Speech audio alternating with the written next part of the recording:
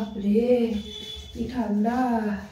Good morning বন্ধুরা, কেমন আছে সবাই? আশা করি সবাই ভালো আছো। আজকে রাত হালকা হালকা ঠান্ডা পড়েছে, কি শীত করছে।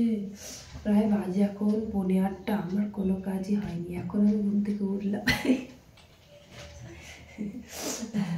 আমার বড় ছেলে 7:30টায় উঠেছি, 7:30টায় উঠেছি, এদিক ওদিক করছিলাম, কাজ করিনি এখনো। শীত করছে, কি শীত পড়ে গেছে। এবার হচ্ছে সোয়েটার বার করে পড়ি। বড় ছেলে পড়তে গেল, আমি এবার কাজ করবো। আর কি ঠান্ডা লেগেছে, প্রচণ্ড মাথা যন্ত্রণা করছে, মাথায় ঠান্ডা বসে আছে একবারে। খুব শীত পড়ে গেছে, কন করে ঠান্ডা কন করে।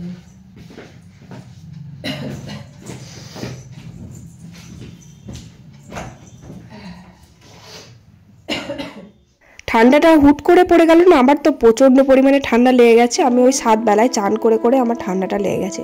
ওই যে রান্না বান্না সেরে গাছ লাগাতে সেই 3টে 3:30 বেজে যাচ্ছে। 2-3 দিন ওরকম বেলায় চান করেছি, খুব ঠান্ডা লেগে গেছে, মাথায় প্রচণ্ড যন্ত্রণা করছে। আর ঘুম থেকে উঠেছি অনেকটাই বেলায়, ঘুম থেকে উঠে দেখি কি ঠান্ডা, শীত করছে, এত পরিমাণ শীত করছে, মনে হচ্ছে সোয়েটার বার করি। তো কানটায় চাপা দিলাম, সোয়েটার এখনো পর্যন্ত বার করিনি। হুট করেই ঠান্ডাটা পড়ে গেল। কাল থেকে ঠান্ডাটা পড়েছে, কালকে কিন্তু হালকা ছিল, আজকে আবার একটু বেশিই লাগছে ঠান্ডাটা। এবার মনে হচ্ছে ঠান্ডাটা বেশ ভালোই পড়বে। আগের বছর তো একদমই ঠান্ডা পড়েনি, মানে পড়েছিল হয়তো 2-3 দিন, ঠান্ডা মনে হয় ছিল না, 1 সপ্তাহ ছিল, কিন্তু ঠান্ডা সেই ভাব মতন আগের বছর পড়েইনি। সোয়েটার মানে মোটা সোয়েটার কেউ মনে হয় আগের বার পড়েইনি। আর এবছর বর্ষাটাও বেশি ছিল, এবার মনে হচ্ছে ঠান্ডাটাও বেশি পড়বে। আজকে এত মানে ঠান্ডা লাগছে না, শীত করছে আমার খুব। রাত্রে কি হচ্ছে, রাত্রে একবার শীত করছে, একবার গরম লাগছে, একবার শীত লাগছে, একবার গরম লাগছে। তবে আমাদের একদম মানে পুকুর পাড়ের পাশেই তো জানালা, এবার হাওয়া আসে জানালা দিয়ে, জানালাটা খুলে দিলে না অতটা মানে গরম লাগে না। কিন্তু ব্যাপার হচ্ছে আমার গুবলু প্রচণ্ড পরিমাণে ওর গরম লাগে, ঘেমে যায় খুব, ওর জন্য পাখাটা চালাতে হচ্ছে। এদিকে আমি কেঁপে মরে যাচ্ছি, এত ঠান্ডা লাগছে, কিন্তু ও ঘেমে যায় দেখি। ওর তো ঠান্ডা লাগেই না, ঘেমেই যায় দেখি। এখন মানে ওয়েদারটাই এরকম হয়ে গেছে, ওই একবার পাখা চালাতে হচ্ছে, একবার পাখা বন্ধ করতে হচ্ছে, গায়ে চাদর নিতে হচ্ছে, আবার গায়ে চাদর নিয়েও থাকা যাচ্ছে না। কি জ্বালাই পড়া গেল বলো তো। যাই হোক, সকালবেলা আমি কাজগুলো কমপ্লিট করে নিয়েছি। আজকে শনিবার, বড় ছেলে সকালবেলা পড়তে চলে গেছে, আজকে স্কুল নেই। আর গুবলু তো ঘুমোচ্ছে, গুবলুকে মানে যখনই আমি ডাকবো তখনই ঘুম থেকে উঠে পড়বো, ওর কোনো ব্যাপার না। তো আমি কাজ কমপ্লিট করে নিচ্ছি, কিন্তু মনে হচ্ছে সোয়েটারটা থাকলে খুব ভালো হতো। আর বেশ রোদের জোর দিয়েছে গায়ে, বেশ একটু রোদটা লাগছে, খুব ভালো লাগছে। আর খুব ঠান্ডা লেগেছে বললাম না, মাথা যন্ত্রণা করছে, মাথা মানে নিচের দিকে অ্যাড করতে পারছি না, ঠান্ডা পুরো বসে গেছে আমার মাথা। শীতকালে সকালবেলা ঘুম থেকে উঠে কাজ করতে সব থেকে বেশি কষ্ট হয়, আর শীতকালে ঘুমিয়ে শান্তি, কিন্তু কাজ করে খুবই কষ্ট। কারণ ওই লেপের মধ্যে যখন ভেতরে যাব না, তখন ওই যে হাত পাগুলো গরম হয়ে যায়, তারপরে বেরিয়ে আর মানে কাজই করতে ইচ্ছা করে না। বিশেষ করে রাত্রেবেলা, সন্ধ্যের থেকে ধরো ওই সেই রাগের ভেতর পা ঢুকিয়ে বসে থাকি, পা হাত পা গরম হয়ে থাকে, দিয়ে তারপরে আবার রাত্রেবেলা খাবার বানাতে ইচ্ছাই করে না আমার। মানে এত শীত লাগে কি বলবো, আমাদের তো বেশি শীত লাগে ওপরে, তার কারণে গ্রিলের কোনো কাজ নেই, মানে কিচ্ছু নেই। তাহলে ঠান্ডাগুলো কিরকম হুড় করে আসে। ওই সব সময় সন্ধ্যাবেলা ঘরে দরজা বন্ধ করে বসে থাকতে হয়। সব বাসি কাজ কমপ্লিট করলাম, দিয়ে গুবলুকে ঘুম থেকে তোলালাম, দিয়ে ছাদে এলাম ব্রাশ করতে করতে। আর এমনিতেও সকালবেলা আমি ছাদে আসি একবার করে, গাছের জন্য জল দিতে হয় জল লাগলে। আর শীতকালে তো একটু রোদটা মানুষের বেশি ভালো লাগে, রোদটা বেশ মাথায় পড়ছে, কপালে পড়ছে, খুব আরাম লাগছে।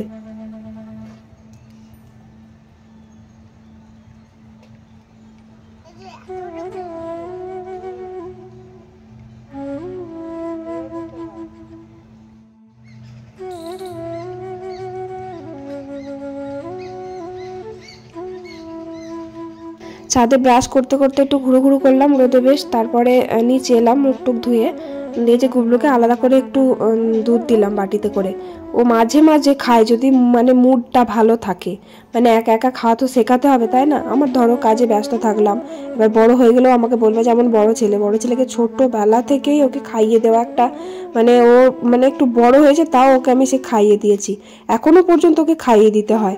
মানে এখন খায় একা একা, মানে ও খাইয়ে দিলে খুব ভালো হয়। মাঝে মাঝে খাইয়ে দিই যদি আমার হাত ফাঁকা থাকে, তো খুব ভালোবাসে মানে খাইয়ে দিলে। কিন্তু একা খেতে ওর মানে হাত গুছিয়ে খায় না, অপরিষ্কার করে খায়। এবার শিখতে তো হবে খাওয়া, তাই ভাবছি গুবলুকে ছোটো থেকে একটু একটু করে খাওয়া শেখাতে হবে। মাঝে মাঝে ওই দুটো ভাত দিয়ে দেবো ভাবছি, একা একাই খাবে, কিন্তু কি বলতো বিরক্ত লাগে, এই ছেলেটা পেট ভরবে না, খাবে কি না খাবে, 1-2 ঘন্টা সময় লাগাবে, এরকম একটা মনে হয়। দিয়ে আমার মনে থাক আমি খাইয়ে দিই, যতই কাজ থাকুক না কেন। তো যাই হোক, তারপর নিচে এলাম, নিচে এসে ভাত বসিয়ে দিয়েছে মা। দেখি আমার তো অনেক বেলা হয়ে গেছে ঘুম থেকে উঠতে, মা ভাত বসিয়ে দিয়েছে। আর এই যে দেখো, এটা হচ্ছে কুমড়োর ডাঁটা। আমাদের গোয়াল ঘরের চালের উপর হয়েছিল ডাঁটাগুলো, একটাই ডাল গোয়াল ঘরের চালের উপর হয়েছিল, আমার বড় আবার তুলে দিয়েছে। দিয়ে 4-5টা মতো বড় বড় কুমড়ো হয়েছিল। দিয়ে কি হয়েছে, পরশু দিনকে দেখছি ওই ইঁদুরে ওই ডালগুলো মুচড়ে মুচড়ে ভেঙে দিয়েছে, মানে দাঁতে করে চিবিয়েছে। কি সুন্দর মোটা মোটা, দেখো কি দারুণ দেখতে লাগছে। আর কুমড়ো হয়েছিল বেশ, কত বড় বড় কুমড়োগুলো হয়েছিল, মানে খুব বড় না, জালি এসেছিল, বড় সাইজের হতো কুমড়োগুলো। তো খেয়ে নিলে আর কি করা যাবে, একটাই ডাল হয়েছিল জানো। দিয়ে পেরে ফেলেছে আমার শাশুড়ি মা। কালকে পরশু দিনকে হয়েছে, এটা খেয়েছে। তো কালকে তো আর হয়নি, কালকে রান্না করা হয়নি, মা ফ্রিজে রেখে দিয়েছিল। তো আজকে এটা রান্না করব, কুমড়োর শাক ডাঁটা চচ্চড়ি। আমার তো বেশ ভালোই লাগে খেতে, তবে গরমকালে ভালো লাগে, শীতকালে কিন্তু ওই লাউ ডাঁটা পালং শাক এইসবই ভালো লাগে, কুমড়ো ডাঁটা খুব একটা ভালো লাগে না। যাই হোক, আজকে আবার একটু জলখাবারে বড়া ভাজছি। ভাত হয়ে গেছে, ভাতটা নামিয়ে দিলাম। অনেকদিন বড়া ভাজা হয়নি, আমার বর বলে আজকে দুটো পেঁয়াজ দিয়ে ঝাল ঝাল করে বড়া ভাজো। আর আমার বড় ছেলে তো সেই লঙ্কা দেওয়া খায় না, পেঁয়াজই খায় কিন্তু লঙ্কা দেওয়া খেতে চায় না। তো এই চ্যাপটা চ্যাপটা যেগুলো আছে, চ্যাপটা চ্যাপটাগুলোই ওই আমার বড় ছেলের জন্য ভেজেছে, এগুলো লঙ্কা ছাড়া আছে। আর কুমড়োর ডাঁটাটা একটু সেদ্ধ করে নিলাম নুন দিয়ে, দিয়ে তারপরে সর্ষে বাটা দিয়ে যেমন করে সেভাবেই রান্না করব।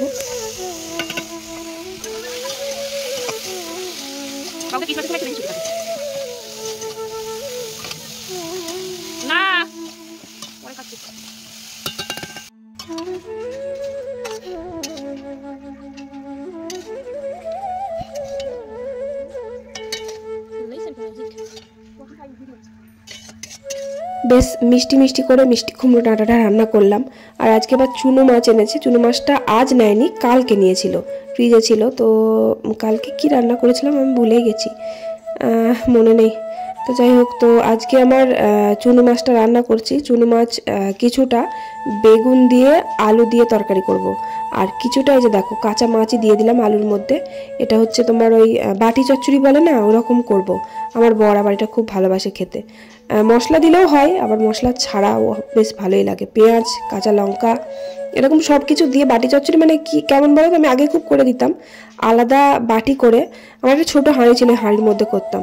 হাঁড়ির মধ্যে কাঁচা মাছ, আলু, পেঁয়াজ, লঙ্কা, তেল, হলুদ, নুন দিয়ে বসিয়ে দিতাম। ওই আগুনের মধ্যে টিপ টিপ টিপ টিপ করে হতো, একদম কি সুন্দর নরম হয়ে সেদ্ধ হয়ে যেত, আর খেতে দারুণ লাগতো। ওই খেয়ে মানে ওটা ফেভারিট হয়ে গেছে একদম। তাই বারবার যখন চুনো মাছ নেবে খালি বলবে ওরকম বাটি চচ্চড়ি করে দাও। তো এটা ভাজা হয়ে গেল, মানে আলুর সাথে মাছটাকে পেঁয়াজ টেয়াজ দিয়ে আর কি ভাজা ভাজা হয়ে গেল। খুব ভালো লাগে খেতে, একটু সেদ্ধটা ভালো করে করতে হয়, নরম নরম করতে হয়, ঝুরো ঝুরো একটু তেল তেল করে, খুব ভালো লাগে গরম গরম ভাতের সাথে।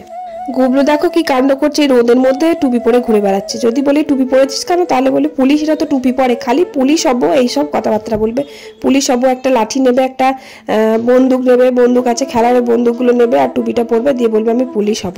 পুলিশরা তো টুপি পরে নাকি, এরকম করে বলবে।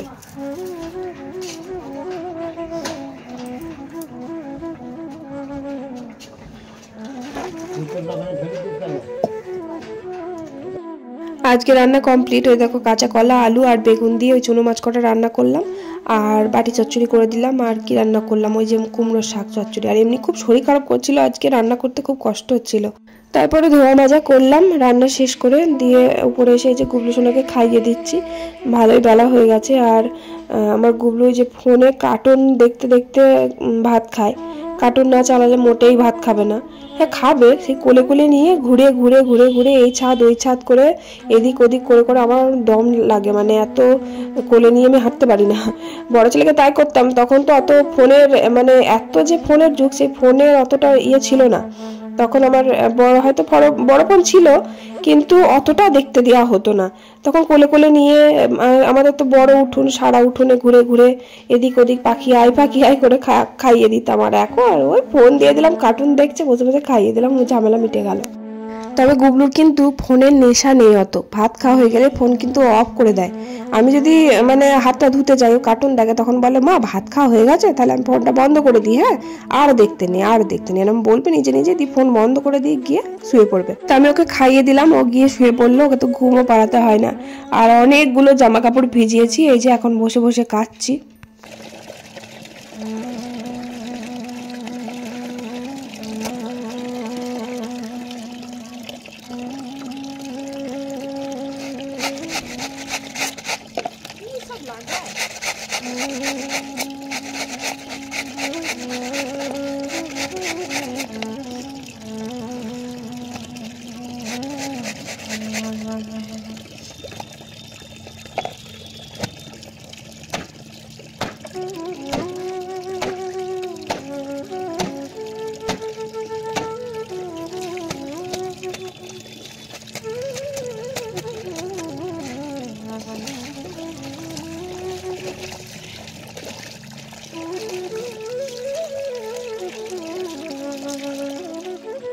এমনি আমি জামা কাপড় অনেক বেলায় কাচতে এসেছি, আমার বর তো ছাদে এসে বলছে তুমি কি চান করবা না, মাঠ থেকে বাড়ি এসেছে অনেকটাই বেলায়।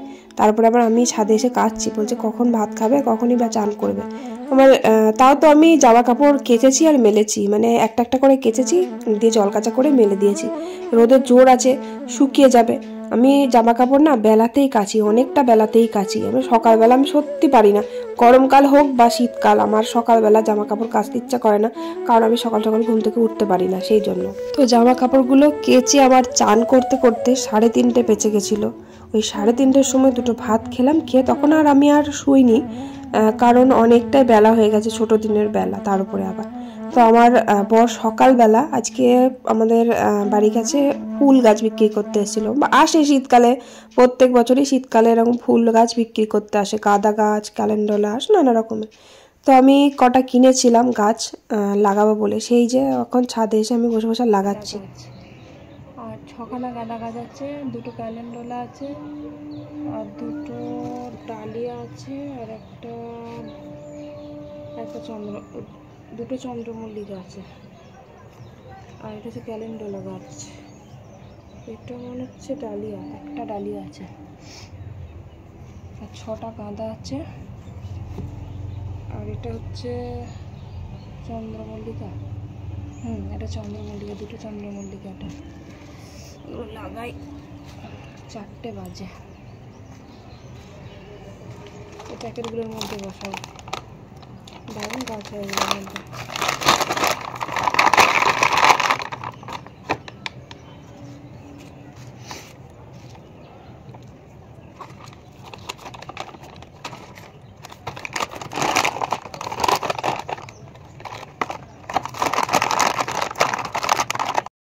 সত্যি ফুল গাছ লাগাতে যে কি ভালো লাগে আমার, কি বলবো, যত্ন করতেও ইচ্ছা করে, তারপরে আবার লাগাতেও খুব ভালো লাগে।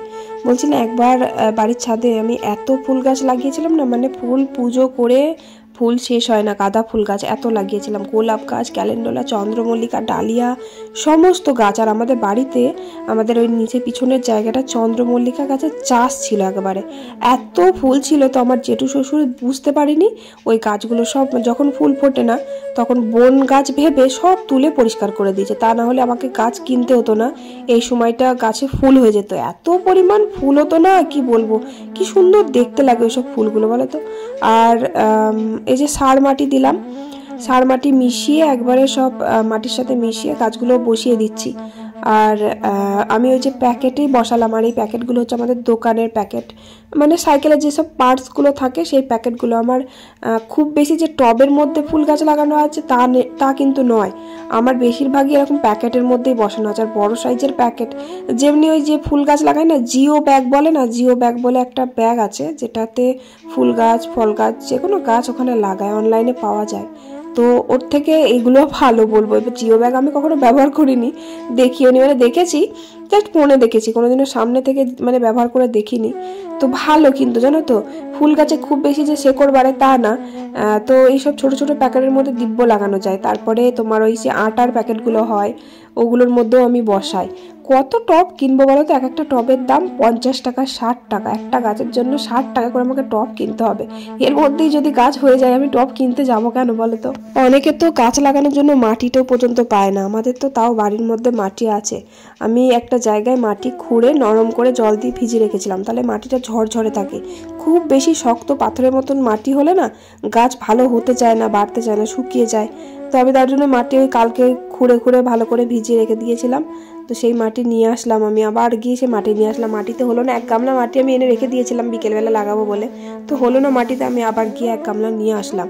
আর আমার বর আমার গুবলু সোনা ঘুমোচ্ছে, আমি এখন ছাদে গাছ লাগাচ্ছি। 4টে বাজে, রোদ আছে দেখেই বুঝতে পারছো। তো গাছ লাগাতে লাগাতে প্রায় আমার সেই মানে অনেকটাই সময় লেগে গেল। অনেকগুলো গাছ ছিল, 6টা গাঁদা গাছ, 2টো চন্দ্রমল্লিকা আর 2টো ক্যালেন্ডোলা আর একটা ওই যে কি বলে ডালিয়া, তার মানে কটা হলো 10 টাকা, 11টা গাছ। তার মধ্যে থেকে গাঁদা গাছের যে শেকড় বেরিয়ে গিয়েছিল, আমি আবার এক্সট্রা একটা গাঁদা গাছ আমি ছিঁড়ে নিয়েছি, ডাল ছিঁড়ে নিয়ে আমি আলাদা জায়গায় বসিয়েছি। আর একটা গাছ কিন্তু আমি নিচে লাগিয়েছি, দেখা যাক নিচে কেমন হয় আমাদের, কারণ নিচে তো ওই যে পিছনে যে জায়গাটা আছে নিচে রোদ হয় না, তো তাই জন্য নিচে আমি লাগাতে চাই না। তবে আমি লাগিয়ে দিয়ে এসেছি, গাছটা যদি রোদ পায় তাহলে হবে। যাই হোক, দেখো গাছগুলো আমার লাগাতে লাগাতে বসাতে বসাতে সন্ধ্যা লেগে গেল প্রায়। একটা ক্যালেন্ডোলা গাছ এদিকে ধরলো না, আমি ওদিকে লাগিয়ে দিয়েছি। জামা কাপড়গুলো ঠান্ডা বরফ হয়ে গেছে, জামা কাপড়গুলো তুলবো, সূর্য ডুবে গেলে একদম অন্ধকার। আর এই যে দেখো ক্যালেন্ডোলা গাছটা এই মাঝখানে এখানে দিয়ে দিয়েছি। আর ওই যে মেশিনটাতে করেই জল আমি দিয়ে দেবো। একটু একটু জল গাছ লাগিয়ে না দিলেও হবে না, গাছটা শুকিয়ে যায় যদি। আমি এই সাইডে দিয়েছি গাঁদা গাছগুলো আর ওই সাইডে দিয়েছি আমার আগেকার পুরনো গাছগুলো, কারণ ওই দিকটা খুব রোদ হয়। আর এখন তো শীতকালে খুব বেশি রোদ হলেও না অত রোদটা মানে জোর থাকে না, শীতকালে অতটা গায়ে লাগে না রোদটা। একটু উঁচু করে দিয়েছি ফুল গাছগুলো, তাহলে ছাদটা নষ্ট হবে না।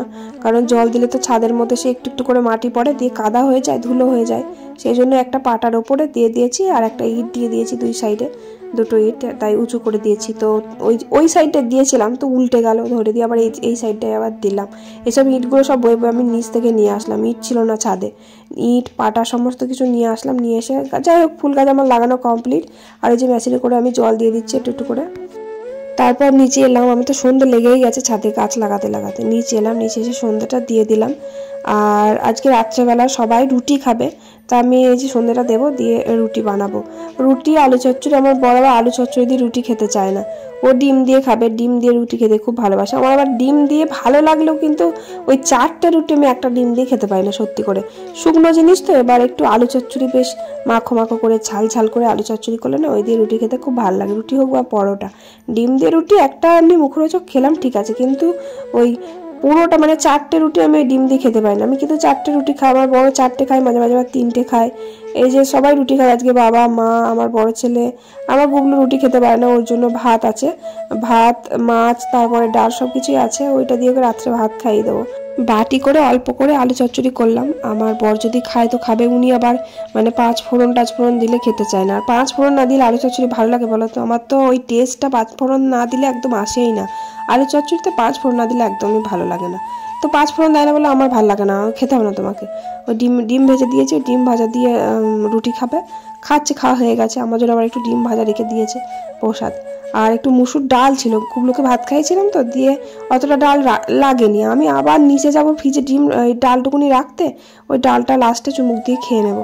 আর ওই ডালটা বাসি ডাল, কালকে আর ওইটুকু ডাল রেখেও দেবো না, কারণ হবেও না ফালতু ফালতু, তাই জন্য আমি ওই ডালটা খেয়ে নেবো রুটি দিয়ে। আর চাপ চাপ ডাল করলে মুসুর ডাল রুটি দিয়ে কিন্তু খুব ভালো লাগে খেতে। যাই হোক আমি একটু ডিম ভাজা নিলাম, তারপরে আমার বড় ছেলেও কিন্তু ডিম ভাজা দিয়ে রুটি খেয়েছে। আমার কিন্তু আলু চচ্চড়ি দিয়ে মুড়ি খেতেও খুব ভালো লাগে। এবার রুটি করে ফেলেছি, তা না হলে আলু চচ্চড়িটা এত টেস্টি হয়েছে না, ঝাল ঝাল মুড়ি দিয়ে কিন্তু দারুণ লাগে। আলু চচ্চড়ি মুড়ি আমার গুবলু আমি খুব ভালোবাসি খেতে। তো চলো যাই হোক ভিডিওটা এখানে শেষ করি। ভালো লাগলে একটা লাইক করে কমেন্ট করে দিও, আর চ্যানেলে নতুন হলে অবশ্যই সাবস্ক্রাইব করে দিও প্লিজ প্লিজ প্লিজ প্লিজ সাবস্ক্রাইবটা করে দিও। যদি সাবস্ক্রাইব না করে থাকো, আমার 1 লাখ কবে হবে কে জানে, ভগবান জানে। চলো টাটা, বাই বাই।